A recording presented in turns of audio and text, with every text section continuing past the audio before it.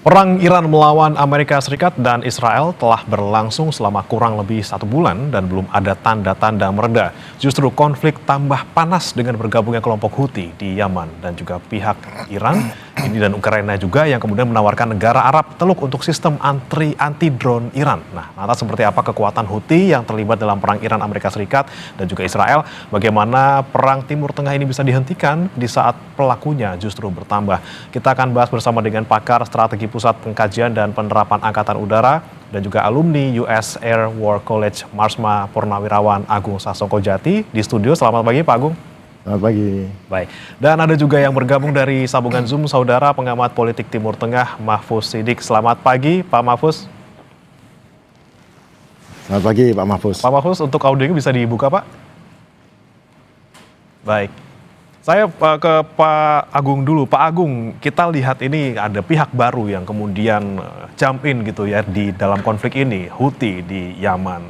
Beberapa waktu lalu hanya sempat memberikan statement gitu ya, mengancam, tapi kemudian tidak lama kemudian langsung benar-benar menyerang. Kalau Anda melihat mungkin serangan yang dilakukan oleh Houthi ke Israel beberapa waktu lalu, ini seperti apa Anda membaca kekuatannya gitu Pak? Wah, ini adalah Iran mendapatkan kekuatan baru dari arah selatan. Karena Houthi itu terletak di Yaman dan Yaman terletak di selatan Israel. Dan Houthi ini adalah pemenang saat konflik singkat dengan Amerika pada bulan Maret sampai bulan Mei tahun lalu.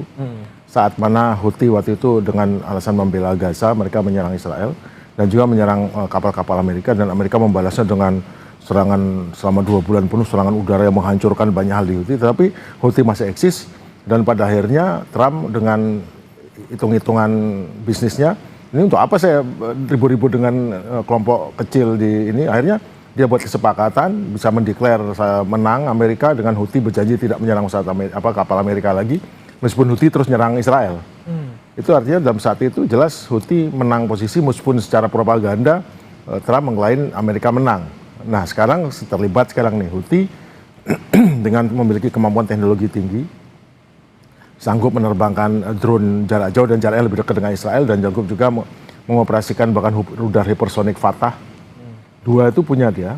Nah, ini akan menimbulkan security dilema bagi Amerika dan Israel. Kenapa? Karena harus memecah 2 front untuk menghadapi.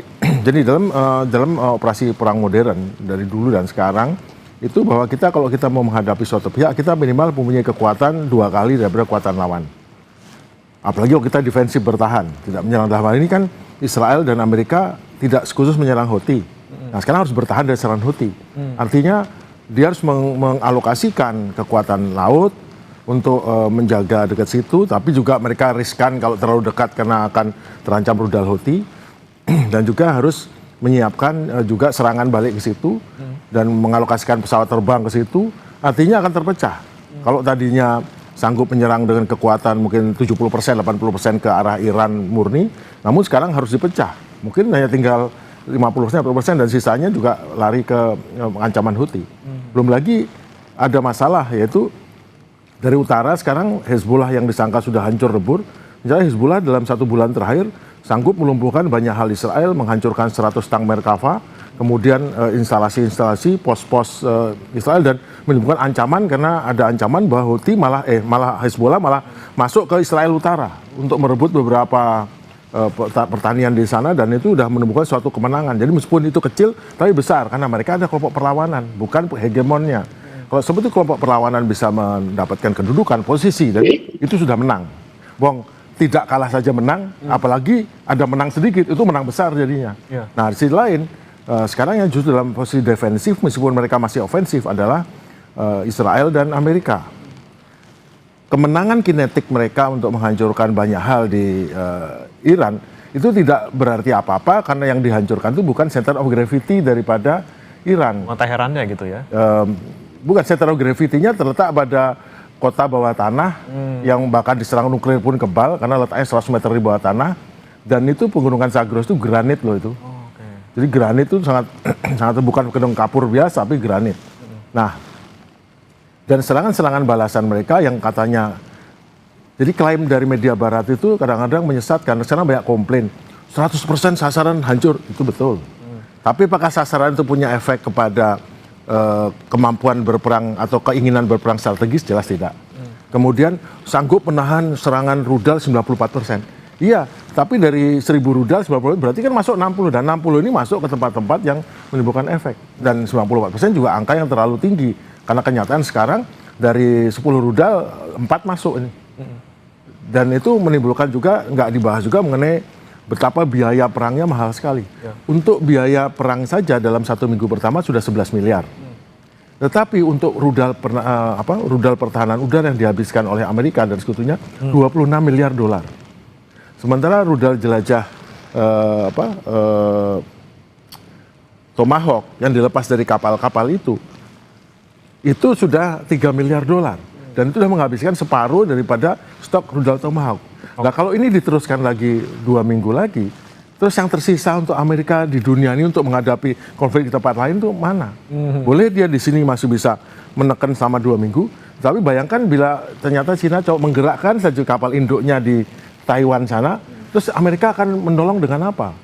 Karena semua patriotnya untuk menangkis serangan udara dan THAAD-nya juga, semua amunisinya dibawa ke Timur Tengah untuk melindungi Israel. Jadi sumber daya yang dipunyai Amerika Serikat maupun juga Israel ini ya tertekan juga dengan kehadiran Houthi di sana sebagai pihak baru ya Pak ya? Sangat ditekan, karena Houthi itu sudah terbukti bahwa mereka memiliki kemampuan yang cukup canggih. Betul, itu adalah tidak terlalu besar, jadi hanya separuh dari Yaman dia kuasai. Tetapi mereka punya akses, dan yang paling penting Houthi itu bisa menutup Selat Bab el Mandeb yang lebarnya 23 kilometer. Mereka tetap berhadapan. Dan untuk menutupnya bukan mereka nongkrong di pinggir pantai bawa senjata, mereka itu sama seperti di Iran untuk menutup Hormuz, mereka tuh ratusan kilometer. Jadi untuk ancaman terhadap itu bukan dengan di pinggir pantai masang ranjau saja, tidak. Mereka punya barisan rudal, barisan drone yang berada puluhan kilometer atau ratusan kilometer di belakangnya. Jadi jangan dipikir ngebom di pinggirnya akan langsung aman. Oh tidak. Dan Amerika tahu itu. Makanya sampai sekarang mereka masih nggak bergerak dan kapal induknya menjauh. Jadi Abraham Lincoln menjauh karena tahu nasibnya dialami USS Ford ya. Gerald Ford itu kena serangan itu, dan diakui oleh Presiden Trump sendiri. Oke, kekuatan yang sangat besar yang dimiliki oleh Houthi, terutama di titik strategis di Selat Bab el Mandeb itu. Saya ke Pak Mahfuz. Pak Mahfuz, Anda melihat peta kemudian ke depannya dengan bergabungnya Houthi di sini, kemudian Hizbullah sudah duluan seperti itu. Apakah ini juga akan mungkin nanti menggerakkan proksi-proksi lain, misalnya milisi Iran di Irak maupun juga di Suriah?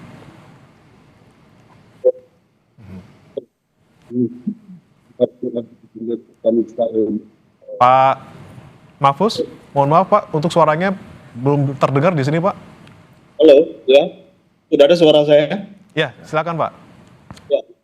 Ketika perang antara Iran dengan Amerika dan Israel ini meledak, ya, banyak analisis memperkirakan bahwa ini merupakan pintu masuk bagi terjadinya perang dunia. Dan kalau kita lihat eskalasi hari-hari ini, di mana aktor yang terlibat dalam peperangan ini semakin bertambah, maka kita bisa mulai melihat bagaimana linkage keterkaitan satu spot dengan spot yang lainnya.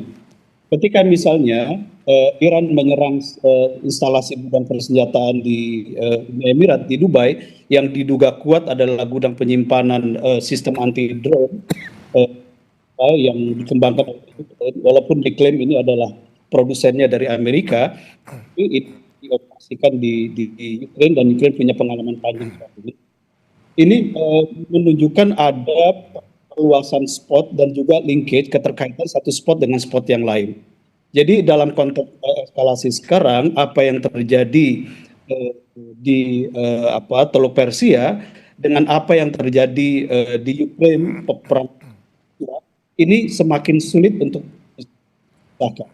Dan kalau ini semakin ada keterkaitan yang langsung, maka ini membuka potensi yang semakin besar atau memberikan trigger baru bagi meledaknya perang dunia yang lebih besar. Kita bisa sebut perang dunia yang ketiga. Kenapa?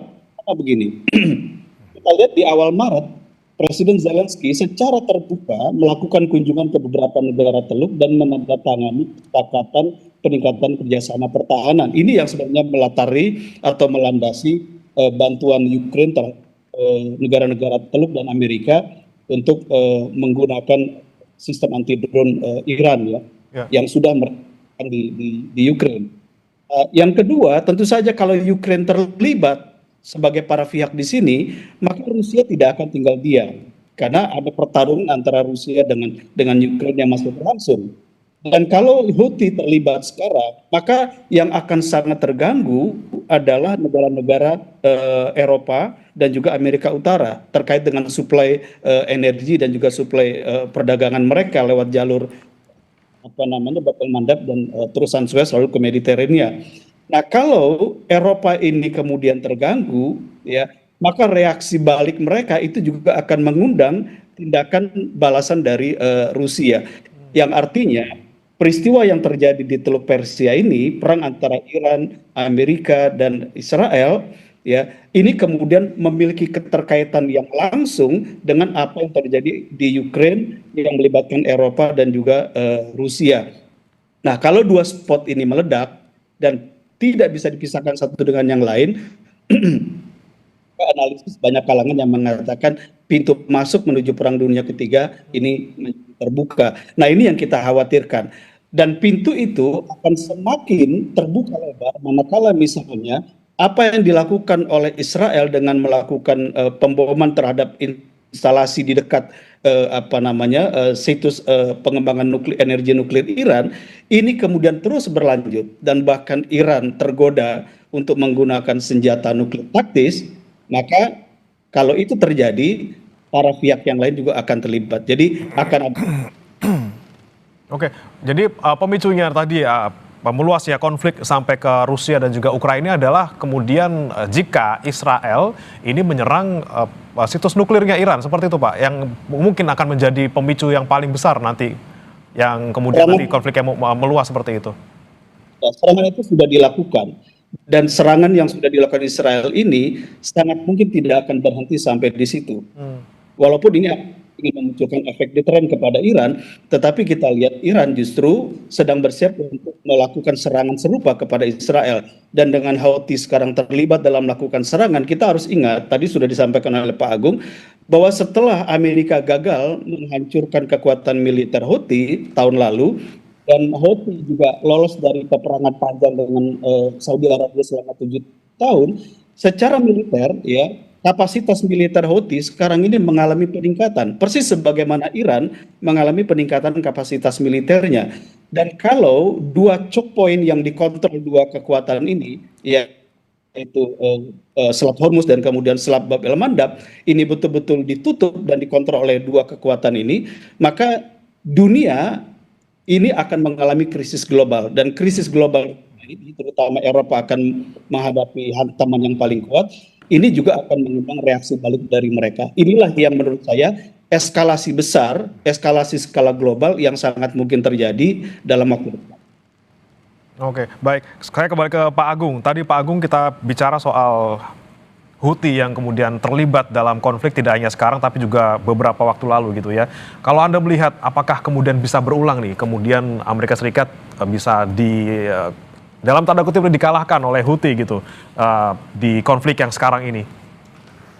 Bukan dikalahkan, Arab Saudi aja dikalahkan Houthi. Jadi gini, dalam perang saudara Yaman, di mana Houthi itu salah satu faksi di dalamnya, Houthi itu diserang oleh pasukan koalisi, antara lain yang ikut adalah dari Uni Emirat, dari Saudi, dari Maroko, dengan segala macam persenjataan hebatnya, menyerang dengan semua persenjataan Amerika, F-16, pesawat F-15, semua menyerang dan Houthi.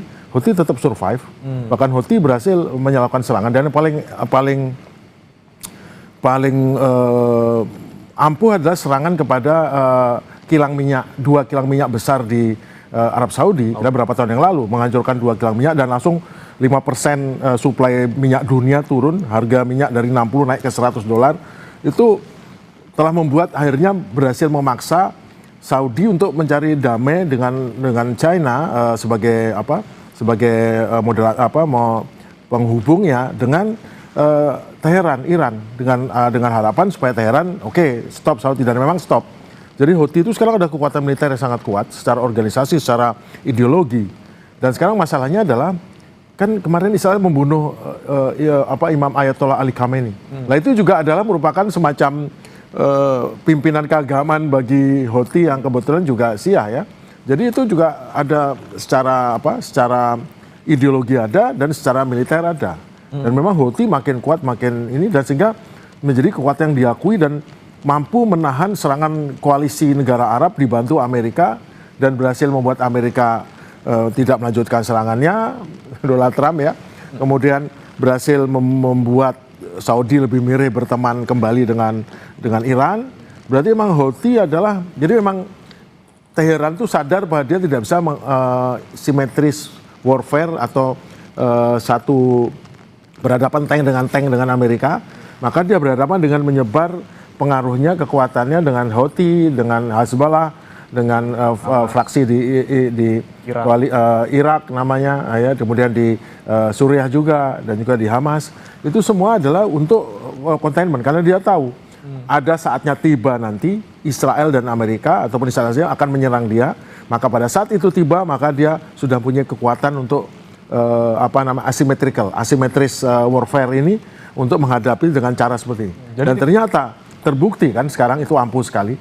Jadi mungkin kita tinggal tunggu waktu nih Pak, kalau kita melihat sudah ada Hizbullah, kemudian ada Houthi, tinggal nunggu yang di Irak sama di Suriah untuk bergerak juga. Sudah bergerak. Sudah bergerak, kan mereka sudah declaration kemarin. Oke. Mereka sudah aktif menyerang NATO dan Amerika untuk unsur pergi dari Irak. Dan sudah berhasil beberapa pangkalan, bahkan camp Victoria yang besar di Baghdad itu sudah disuruh pergi.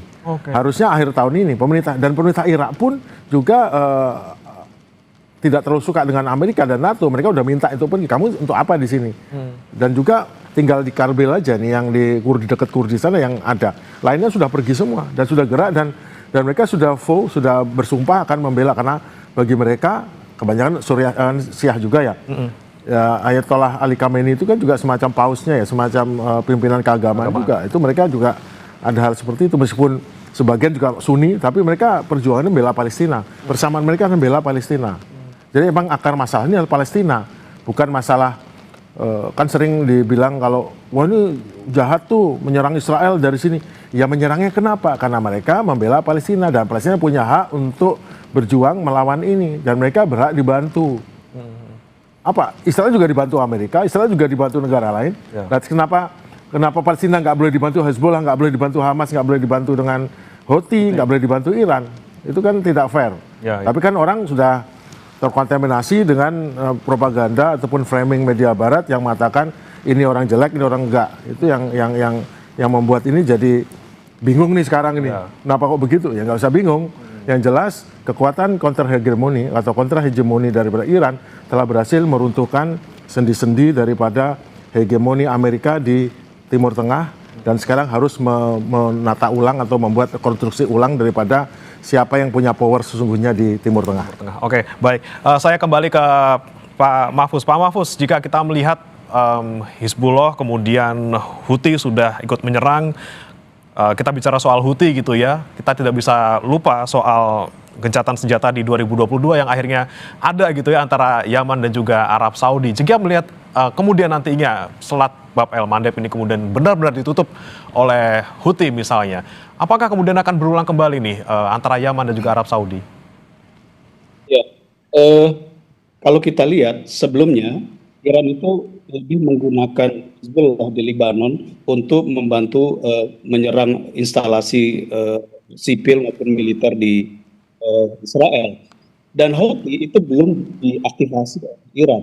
Tetapi sekarang ini kita lihat mulai diaktifasi dan langsung menyerang dua instalasi. Yang pertama adalah menyerang Israel, dan yang kedua mulai menyerang instalasi Amerika. Pertanyaannya adalah kenapa Iran mulai mengaktifasi Houthi sekarang ini? Itu adalah jawaban atau reaksi Iran, respon Iran terhadap indikasi kuat keterlibatan Ukraine yang bisa dianggap juga mewakili Eropa di dalam konteks perang Iran dengan Amerika dan Israel ini. Dan kenapa selama ini tidak? Karena memang Iran ingin tetap menjaga agar Eropa tidak terlibat langsung dalam perang ini. Dan itu sudah ditunjukkan oleh pemimpin Eropa yang menolak ajakan Trump. Nah, tetapi keterlibatan Ukraine ini memang batu ujian kedua bagi negara-negara Eropa. apakah mereka akan membela Ukraine dengan melibatkan diri dalam perang dengan Iran ini, kemudian mereka menyalahkan Ukraine karena melakukan kebodohan yang kedua dalam hal ini. Jadi memang ini tindakan bunuh diri Zelensky sebenarnya di tengah perang ketika Eropa dan NATO mulai menarik diri atau menjaga diri, tapi justru di tengah peperangan ini Zelensky secara terbuka berkunjung ke negara-negara Teluk gitu ya, dan peningkatan pertahanan militer maksud saya, dan bahkan mengirim sekitar 200 tenaga militernya untuk membantu negara-negara Teluk dan juga Amerika untuk mengembangkan sistem anti drone untuk melawan Iran. Jadi ini semacam deklarasi terbuka dari Ukraine. Dan inilah makna dari pernyataan pimpinan Houthi yang mengatakan bahwa jika ada kekuatan lain yang masuk dalam perang ini, maka Houthi akan turun tangan, Houthi akan terlibat. Jadi ini langsung makna yang jelas sekali sikap Houthi dalam respon Ukraine. Jadi apakah ini akan mengundang Eropa masuk ke wilayah ini, atau justru Eropa akan menahan diri dan menyalahkan Zelensky? Ini nanti akan kita lihat.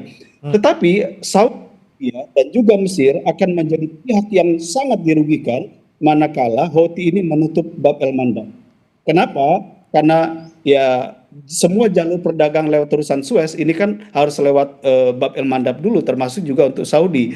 Jadi saya kira ini juga akan menjadi tekanan bagi Mesir dan Saudi. Nah, tinggal persoalan adalah tekanan ini akan diarahkan kepada Iran dan Houthi atau tekanan ini diarahkan kepada Amerika untuk menghentikan perang. Ini yang masih harus kita tunggu. Oke, baik. Kemudian kembali saya ke Pak Agung. Pak Agung, jika kita melihat Ukraina yang sudah mulai ingin terlibat gitu ya, dan kemudian kita curigai atau kita bisa lihat bahwa Rusia juga sudah terlibat sebenarnya di konflik ini, tapi dari belakang gitu, dengan memberikan misil, ada yang bilang ini memberikan citra satelit ke Iran gitu ya, untuk lokasi-lokasi pangkalan militer Amerika Serikat di Timur Tengah gitu. Melihatnya seperti apa nanti kalau misalnya memang benar-benar bisa terbuka gitu antara Rusia, kemudian Iran, kemudian Amerika Serikat, Israel, dan juga Ukraina dalam konflik ini? Seperti apa kemungkinan ke depannya, Pak?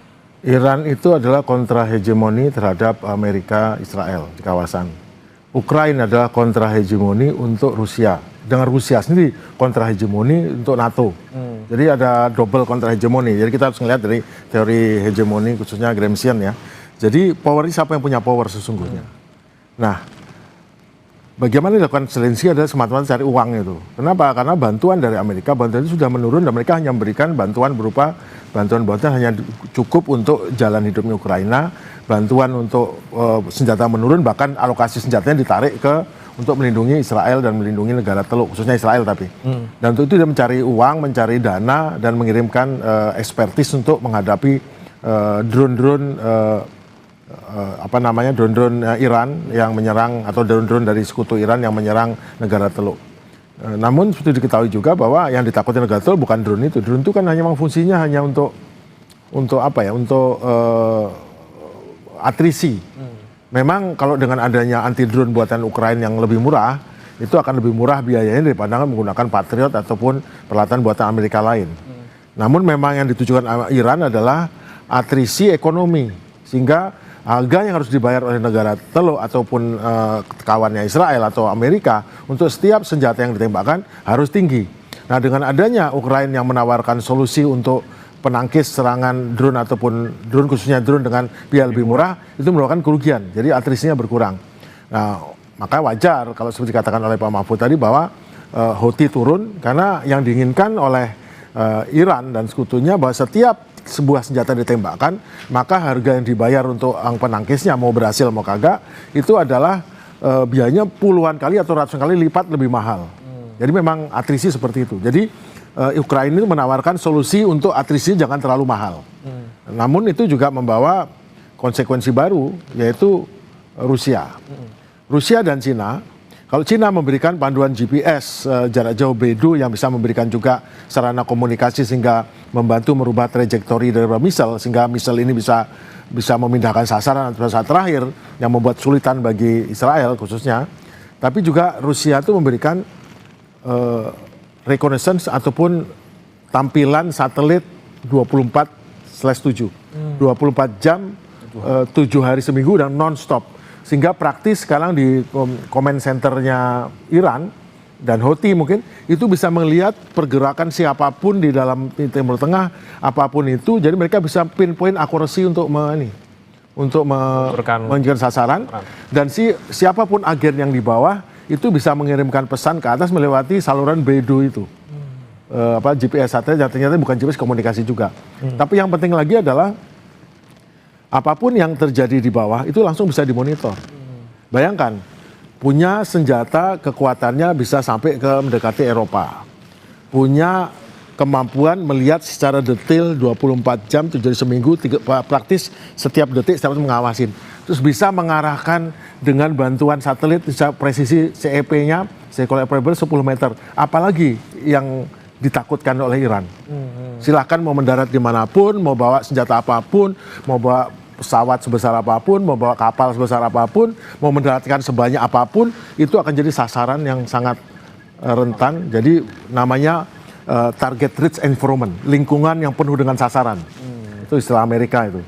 Dan sekarang perangnya ini Amerika banget nih, seorang Iran menggunakan taktik yang biasa dialokasikan Amerika kalau dia menjadi pihak yang Rembo gitu. Nah, sekarang Iran berusaha seperti itu, melakukan tindakan kontrahegemonik dengan kegiatan asimetrik sehingga punya keunggulan asimetrik. Dia kalah secara kinetik, tapi tidak berarti apa-apa karena sasaran kinetik itu bukan center of gravity. Di sisi lain, serangan asimetrik dengan rudal dengan missile dominance ini merupakan menyerang ke center of gravity daripada lawan, ekonomi, informasional, militer juga, dan diplomasi. Rontoklah semua ini, tingkat diplomasi rontok, tingkat informasionalnya rontok, tingkat militernya jelas nggak bisa menahan semuanya dan makin depleted itu. Dan terakhir adalah ekonomi, yang megang power ekonomi sekarang adalah Iran di mata Houthi. Dan saya yakin Houthi juga akan memfilter siapa yang boleh lewat. Yang nggak boleh lewat, yang ada kainannya. Terus ada lagi yang paling penting lagi, ada pertanyaan. Amerika kan punya, yang bela-bela Amerika kan punya cadangan minyak terbesar di dunia. Dia nggak dirugikan. Ya, tapi nyatanya ditutup segitu langsung 1 hari langsung naik. Kenapa? Tantrum ya.